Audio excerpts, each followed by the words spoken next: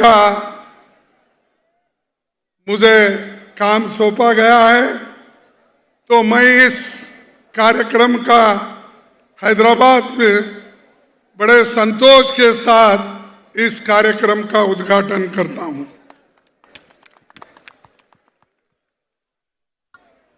भाइयों, आज इस मंच पे बैठे हुए हमारे कांग्रेस पार्टी के भूतपूर्व अध्यक्ष श्री राहुल गांधी जी, केसी वेणुगोपाल जी, रेवंत रेड्डी जी, माणिक टैगोर जी, बट्टी विक्रमा और जीवन रेड्डी साहब, उत्तम रेड्डी साहब और सेटकार साहब, संपत कुमार और हनुमंतराव जी, पोन्ना लक्ष्मया जी, बोसराज और बहुत से साथी यहाँ पर है। क्षमा करना, मैं किसी का नाम अगर भूल गया हो तो मैं क्षमा चाहता हूं। भाइयों, एक कार्यक्रम, बहुत ही बड़ा कार्यक्रम राहुल जी ने शुरू किया। कन्याकुमारी से लेकर कश्मीर तक कम से कम 3,560 किलोमीटर चलने का, लोगों से मिलने का, लोगों के साथ बहस करने का, हर पार्टी के एनजीओस कोई भी हो, कि आज जो हिंदुस्तान में मोदी सरकार, बीजेपी, आरएसएस सभी ने मिलके जो देश को तोड़ने की कोशिश कर रहे हैं, समाज में एक दूसरे को लड़ाने की कोशिश कर रहे हैं और उसी के साथ भाषा में लड़ाई, धर्म में लड़ाई और हर चीज में वो आज अपना हाथ आगे कर रहे हैं। चाहे वो एजुकेशन हो, चाहे वो डेवलपमेंट हो, चाहे किसी भी चीज पर वो अपना छाप बिटाने की कोशिश कर रहे हैं। यहां पर और भी एक बात कर रहे हैं कि जो लोग जिस जगह एक है, एकता से काम करते हैं, मिलजुल के रहते हैं, उनको लड़ाने की कोशिश करते हैं।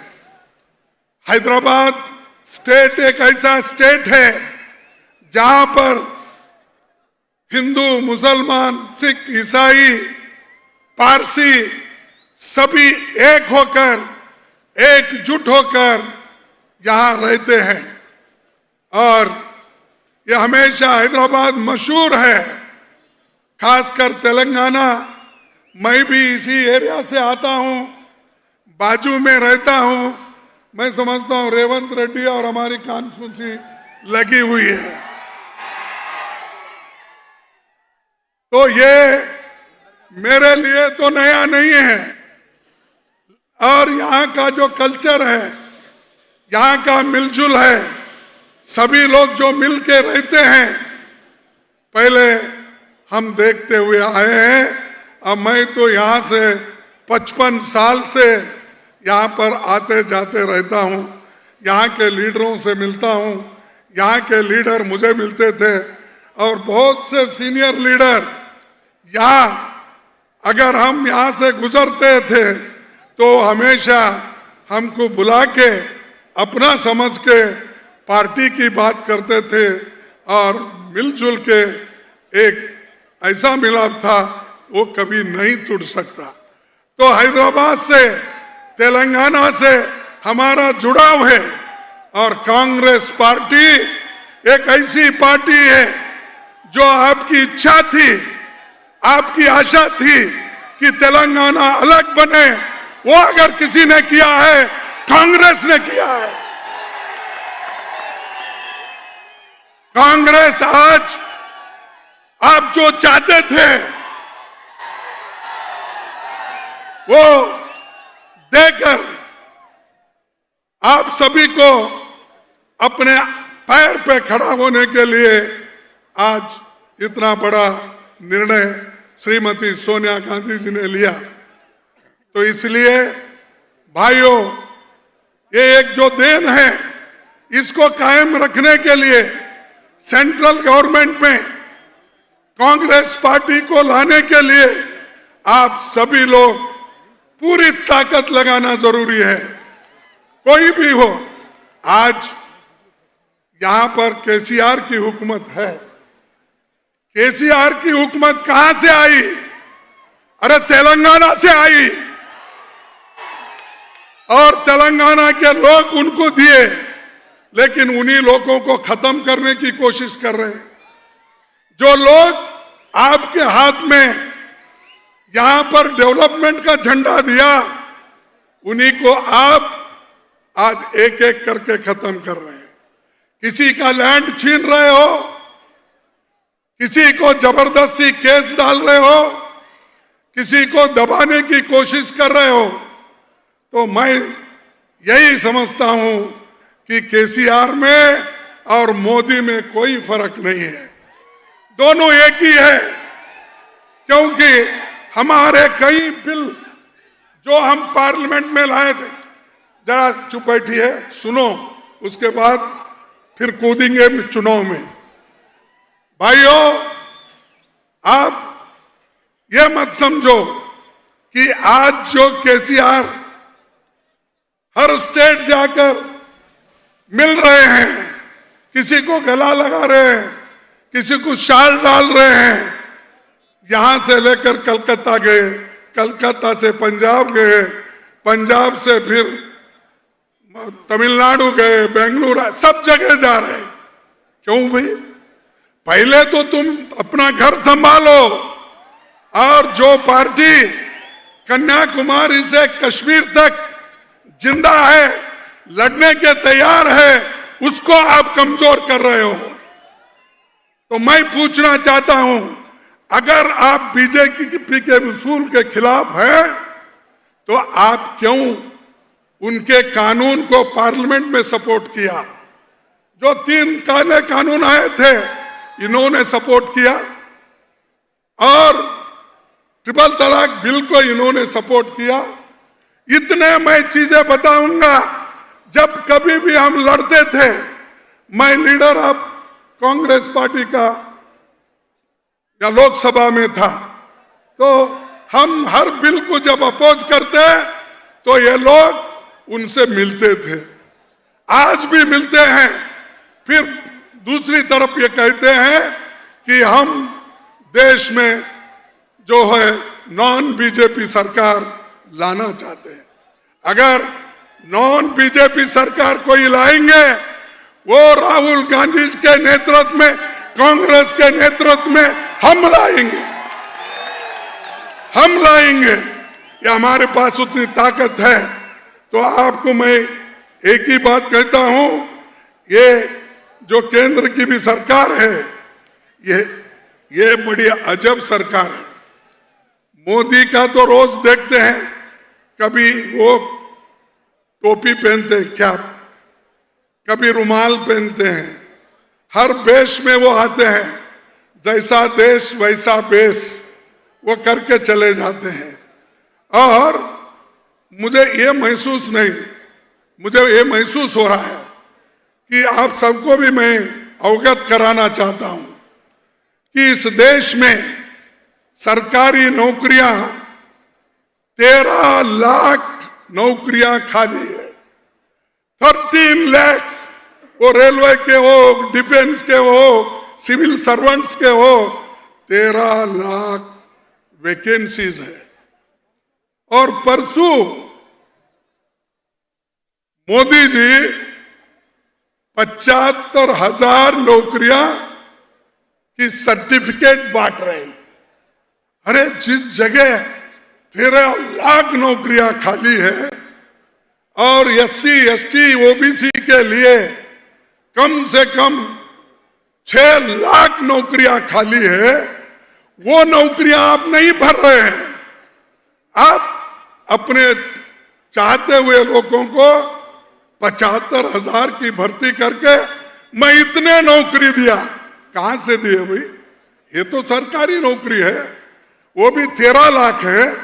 13 लाख में सिर्फ आप दे रहे हैं एक 75,000, बाकी के ये तो एक अलग बात, ये तो रूटीन कोर्स है, हमेशा भरते आते हैं, ये कोई बड़ी बात नहीं है। मैं पूछता हूं, आप जब सत्ता ने आने से पहले ये वायदा किए थे हर साल मैं 2 करोड़ नौकरियां दूंगा, अब 8 साल हो गए, 16 करोड़ नौकरी। वो 16 करोड़ नौकरी कहां है, उसका हिसाब दो। और ये तो सरकारी नौकरियां हैं, आपके 2 करोड़ नौकरियां कहां है? स्किल डेवलपमेंट, स्टार्टअप, इसके कहां है? देखो ये झूठ बोलते जा रहे हैं मोदी जी, और झूठ बोलते बोलते लोगों को, युवाओं को फंसा रहे हैं। कितने दिन आप झूठ बोलेंगे? अगर ऐसा ही आप झूठ बोलते रहेंगे, देश एक दिन, इस देश का नौजवान उठ खड़ा होगा, जैसा कि आज भारत जोड़ो यात्रा में राहुल जी के साथ खड़े हुए हैं। चुप बैठो भाई, पुलिस जरा शांति से चुप बैठो। तो ये आज इतने नौजवान लोग क्यों आ रहे हैं कि वो जो उन्होंने वायदा किया था उस वायदे के मुताबिक वो चल नहीं पाए, इसीलिए नाखुश होकर अब रोड पे आए हैं। लाखों लोग, मैं देखा हूं खुद, मैं कन्याकुमारी में भी इस इनॉग्रल फंक्शन में था, वहां से लेकर हैदराबाद तक और हैदराबाद से लेकर अब मराठवाड़ा तक, मराठवाड़ा से लेकर ओडिशा तक लोग लाखों की संख्या में जुड़ेंगे और आने वाले 2024 में कांग्रेस पार्टी की सरकार सेंट्रल में आएगी। और मैं ये आपसे कहूंगा, यूपीए की सरकार कितने काम किए हैं, लेकिन ये वक्त नहीं है बहुत से नेता बात करने वाले। और क्योंकि बार बार मोदी हमको पार्लियामेंट में पूछते हैं, बाहर पूछते हैं, जब 2 करोड़ का एक रिनोवेशन करके पुल उन्होंने उद्घाटन किया, वो 5 ही दिन में गिर गया और कम से कम 145 लोग मर चुके। जब यही हादसा बंगाल में हुआ था तो उन्होंने कहा कि यहाँ के लोगों का शाप ही कारण है, इसीलिए वो मर गए। तो मैं पूछना चाहता हूं मोदी साहब, आप तो सिर्फ 2 करोड़ रिपेयर के लिए वो जो पैसे देकर आपने जो पुल को बनवाया था, तो उस पुल पर चढ़ के नौजवान बच्चे और खासकर बूढ़े लोग भी आज 145 लोग अपनी जान खो पाएंगे। तो ये मोदी झूठ बोलते हैं, और झूठ का अगर आप सपोर्ट करते जाएंगे, एक दिन देश को तबाह और तंग कर देगा। तो इसलिए दोस्तों, हमारे काम क्या है ये आपके सामने है। वो हमेशा बोलते थे 70 साल में तुमने क्या किया। मैं पार्लियामेंट में उनको बार बार कहता था, अगर 70 साल में हमने कुछ नहीं किया होता, मोदी जी, आप प्रधानमंत्री इस देश के नहीं बन सकते थे। आप जो प्रधानमंत्री बने, पंडित जवाहरलाल नेहरू जी इस देश में डेमोक्रेसी को टिकाया, उसका जो बुनियाद है नीचे डाल दिए थे। तो आप वो डेमोक्रेसी को टिकाने का काम हम लोगों ने किया और उसका फायदा आपको मिला। संविधान, इस देश का संविधान डॉक्टर बाबा साहब अंबेडकर, पंडित जवाहरलाल नेहरू, वल्लभ भाई पटेल जी, महात्मा गांधी जी, सभी ने मिलकर यह कहा कि अंबेडकर जी इस संविधान को आप बनाइए। संविधान उन्होंने बनाया और उस संविधान की रक्षा करने का काम किसने किया? कांग्रेस पार्टी ने किया। इसीलिए उस संविधान के वजह से, उस डेमोक्रेसी के वजह से आज मोदी प्राइम मिनिस्टर बन के घूम रहे हैं हर जगह। एक गुजरात में कम से कम 6 दिन से घूम रहे हैं। एक इलेक्शन में, छोटी सी एक स्टेट का इलेक्शन, और भी जाने वाले हैं। हिमाचल जैसे स्टेट का इलेक्शन घोषणा करते हैं, लेकिन गुजरात का टाइम टेबल नहीं निकलता, क्योंकि ऐसे उनको बहुत से ऐसे पुल का उद्घाटन करना है जो मुरब्बी में गिरे है, वैसे पुल का उनको उद्घाटन करना है। तो इसलिए दोस्तों, मैं आपसे ज्यादा कुछ नहीं कहता।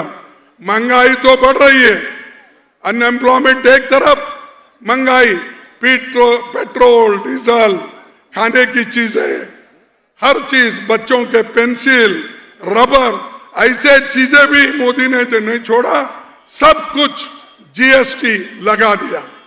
एक तरफ जीएसटी की मार, एक तरफ महंगाई की मार, एक तरफ अनएम्प्लॉयमेंट, और आज 26 करोड़ लोगों का इनकम केवल 10,000 रुपए महीना है। 28 करोड़ लोग जो काम करते हैं, उनमें से 26 करोड़ लोगों की आमदनी वो केवल 10,000 रुपए है। तो आप सोचिए, देश आगे बढ़ रहा है या पीछे बढ़ रहा है? जवाहरलाल नेहरू जी ने इसीलिए तो 5 और प्लानिंग लाए थे, लोगों को अनेक कॉलेज बना के दिए, medical college, engineering college, polytechnic, ITI,